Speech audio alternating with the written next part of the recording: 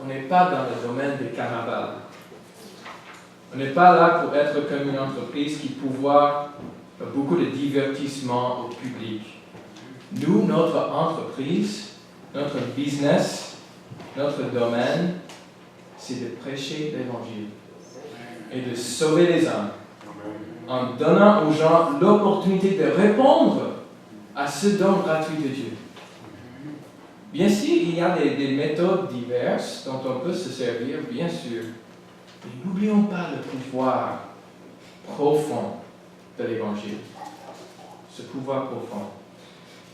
Lisons un passage dans 1 Corinthiens chapitre 15, juste pour vous démontrer le pouvoir de l'Évangile et sa simplicité. 1 Corinthiens chapitre 15, à partir du verset 1 jusqu'à 4. Je vous rappelle, frères, l'Évangile que je vous ai annoncé, que vous avez reçu, dans lequel vous avez persévéré, et par lequel vous êtes sauvés, si vous le retenez tel que je vous l'ai annoncé. Autrement, vous auriez cru en vain.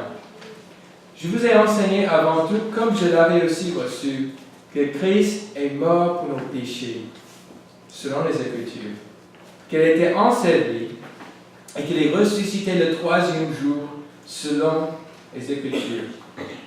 Voilà les trois faits de l'Évangile et la joie qui existe quand on obéit à ces trois faits, la mort, l'ensevelissement et la résurrection. On obéit à ces trois faits par le moyen du baptême. Et le monde a besoin, mes frères et sœurs, de cette prédication. Et c'est à nous de leur la donner. C'est à nous de leur la donner. Et que nous fassions comme l'apôtre Paul dans ce passage, que nous portions la parole de vie. Ni plus, ni moins. Simple évangile. Pour terminer ce soir, il y a deux autres points, brièvement, que j'aimerais souligner.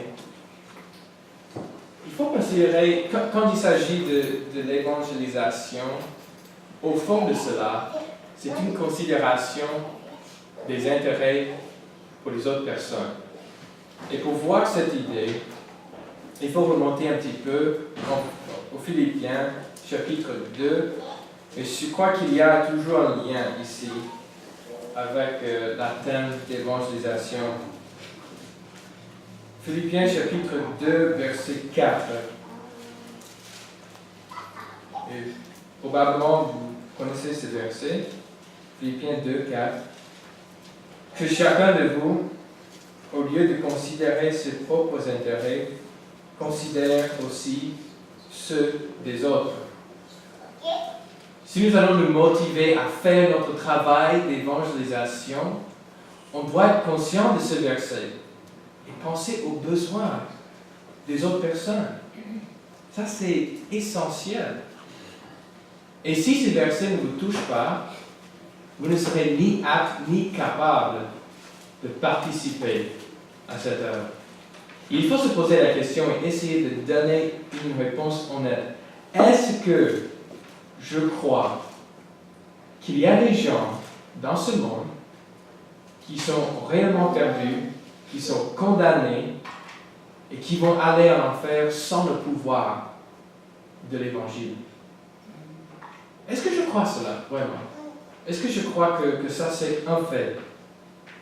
Et je sais bien que nous tous reconnaissons ce fait, et ceci est un enseignement de la Bible, mais est-ce que nous croyons à ce fait?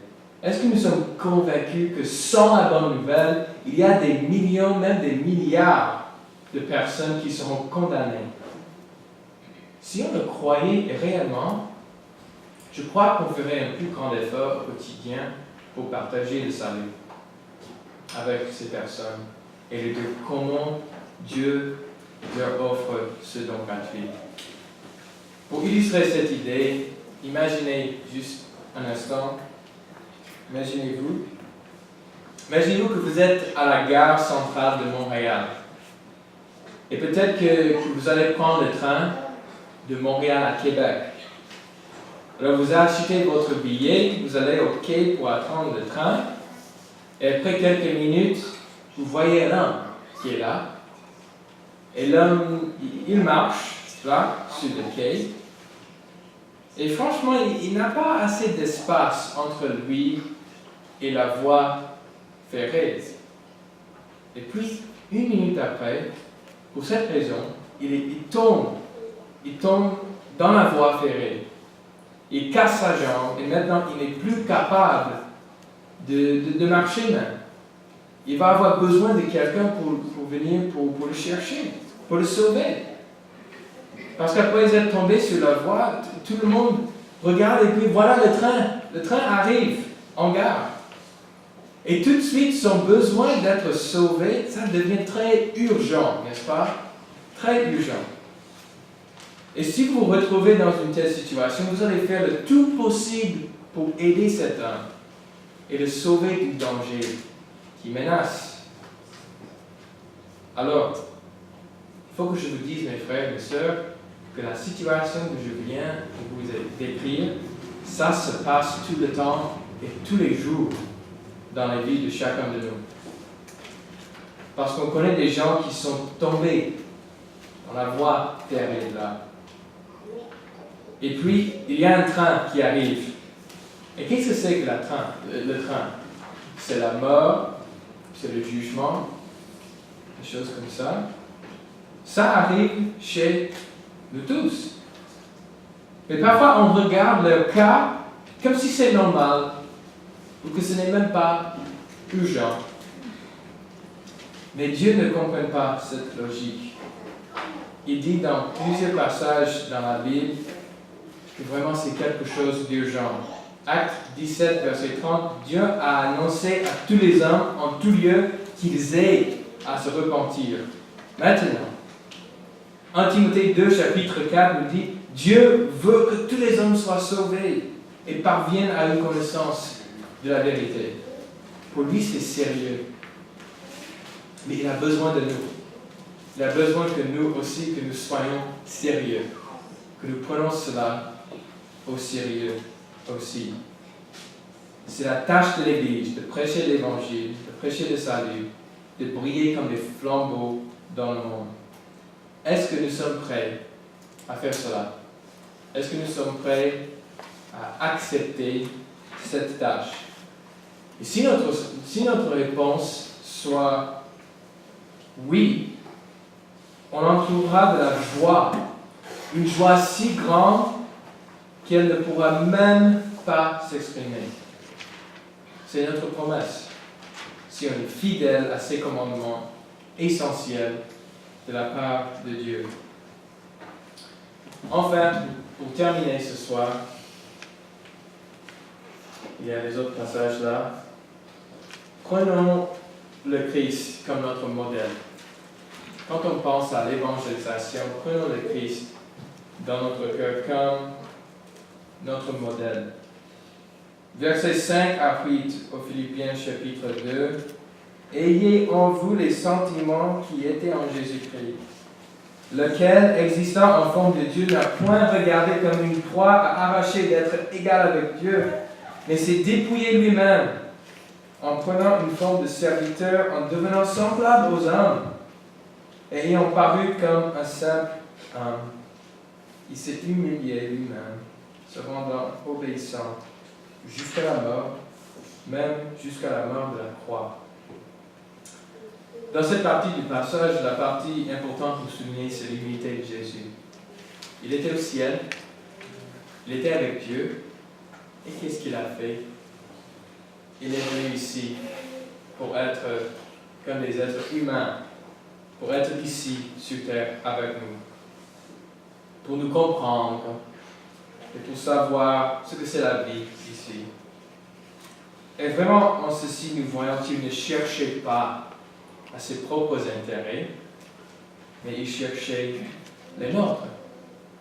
Il cherchait les nôtres. Et comment ça s'applique à notre situation? Bon, pour le travail d'évangélisation, c'est quelque chose qu'on doit être prêt à mettre nos désirs à côté afin de chercher les biens pour les autres personnes. On ne doit pas s'attendre à ce que nous allions recevoir une récompense pour cela devant les hommes, ce n'est pas le but de cela. Encore un passage en Matthieu chapitre 6 qui dit, gardez-vous, Matthieu 6, verset 1, gardez-vous de pratiquer votre justice devant les hommes pour en être vus. Autrement, vous n'aurez point de récompense auprès de votre Père qui est dans les cieux. Lors donc que tu fais l'aumône, ne sonne pas de la trompette devant toi, comme font les hypocrites dans les synagogues et dans les rues, afin d'être glorifiés par les hommes. Je vous le dis en vérité, qu'ils reçoivent leur récompense. Mais quand tu fais l'aumône, que ta main gauche ne sache pas ce que fait ta droite, afin que ton aumône se fasse en secret, et ton Père qui voit dans le secret te le rendra. Notre récompense est dans les cieux. Il y a des gens qui ont besoin de vous. Au travail, à l'école, ils ont besoin que vous leur enseigniez la parole de Dieu. Et ça ne va pas être quelque chose qui est forcément devant les foules même, où tout le monde va voir, tout le monde va vous féliciter, mais très bien, vous avez bien fait, merci pour la grande œuvre que vous faites pour le Seigneur. Plutôt, ça va être parfois en secret. Et peut-être votre œuvre d'évangélisation sera quelque chose dont les autres membres dans l'Assemblée ne sont même pas conscients. Mais faites ce travail, sachant que votre récompense vient du ciel et votre Père le voit. Votre Père voit ce que vous faites au quotidien. Et sachez aussi que Dieu aime faire des choses, des grandes choses, avec des petits nombres de personnes. Il y avait combien d'hommes qui suivaient Jésus? 12. Jésus a travaillé avec 12 personnes pendant 3 ans. Et puis il est parti. Il a laissé le travail avec ces 2 hommes. Et qu'est-ce qui s'est passé après? Par la suite, ces hommes ont bouleversé le monde et ont prêché l'Évangile jusqu'aux extrémités de la terre. Et qui sait? Peut-être que ici ce soir, il y a quelqu'un. Peut-être que vous pouvez amener un Paul au Seigneur. Ou bien peut-être que vous pouvez amener un Pierre au Seigneur. Peut-être que vous ne pouvez pas prêcher comme Paul ou bien Pierre. Mais chaque chrétien, chaque membre du corps de Christ a son rôle dans le cadre de l'évangélisation. Et le travail de la propagation de l'évangile nous donne un niveau de contentement quand on fait cela. Alors, je vous encourage ce soir de ne pas rester assis dans la vie quotidienne, mais de trouver, commencer par la prière. Et puis après cela, cherchez des opportunités, cherchez des occasions de briller comme des flambeaux dans le monde, pour que des gens voient la lumière de Dieu. Merci de votre attention ce soir et merci de votre présence ici et que Dieu vous bénisse. Amen.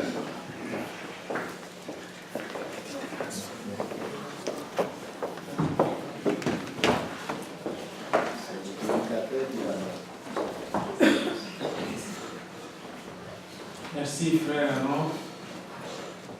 Nous avons vu le fardeau que Dieu a mis dans votre cœur, le travail que vous faites vous-même en tant que ministre de Dieu. Mais une chose que je voudrais dire ce soir pour nous tous qui sommes là, Dieu vient de nous responsabiliser encore. Tenons-nous la main et ensemble, faisons la volonté de Dieu ici, dans l'île de Montréal. Nous avons besoin de nous tenir, peu importe qui vous êtes, peu importe de quelle assemblée vous êtes. Mais si vous avez à cœur le fardeau des âmes, tenons-nous la main et annonçons la bonne nouvelle. Amen. La prédication n'est pas limitée aux églises locales. Pierre annonçait avec Barnabas et ils allaient de ville en ville. et sauver des âmes. Alors, si vous avez des questions par rapport à ce que vous avez entendu depuis hier, vendredi et aujourd'hui, samedi, tout à l'heure, nous sommes tous invités pour prendre quelque chose, un petit rafraîchissement, parce que vous savez que demain, c'est le grand jour, le jour du Seigneur. Nous allons nous réunir partout où l'Église se réunit à travers la ville du Québec et dans le monde. Mais donnez-nous vos questions. Vous pouvez les dire à Aaron ou à moi, ou écrivez-le. Mais demain, pour ceux qui se réunissent ici, le membre de l'Église du Christ de Montréal, ici sur la rue Charlin, à partir de 10h, c'est l'étude biblique. Nous serons ici ensemble pour répondre à vos questions et nous allons mettre les réponses devant tout le monde. Et le frère qui est avec nous, le serviteur de Dieu, va terminer la conférence justement demain, pendant le sermon. Mais attention, il quitte lundi. Il retourne là où Dieu l'a placé, dans le service, dans la vie du Seigneur. Mais c'est un missionnaire, parce qu'il voyage partout, selon la volonté de Dieu, pour prêcher cette bonne nouvelle. Mais nous, Dieu nous a placés ici, dans l'île de Montréal. C'est pour cela, il est venu planter. Dieu a mis un fardeau, nous avons écouté. Alors, pour les membres de l'Église, dites à celui qui n'est pas là ce soir de venir. Dieu a un message pour nous. Et demain, c'est la conclusion. Lundi, il prend l'avion, il s'en va. Mais la parole qui a été sémée, il faut que cette parole porte des fruits. Amen. Amen. Alors, rendez-vous demain matin. Je vais céder la place à notre bien-aimé frère Murat qui va nous diriger dans les cantiques et nous allons terminer dans la paix. Alors, ne partez pas. Pour les visiteurs, vous êtes bienvenus. Nous vous encourageons de garder la foi et d'apporter cette parole là où vous demeurez. Mais restez, vous pouvez échanger avec nous, avec le messager, le conférencier, notre bien-aimé frère Aaron, parce que pour ceux qui sont ici, il sera avec nous demain, mais pour les autres, Aaron va retourner aux États-Unis en Nashville. Alors, il a besoin de nos prières. Il a besoin que la bénédiction qu'il nous a apportée puisse l'accompagner aussi. Amen. Amen. On va se mettre debout. Le Seigneur nous a parlé ce soir à travers son serviteur Aaron. Et pour cela, on va prendre le numéro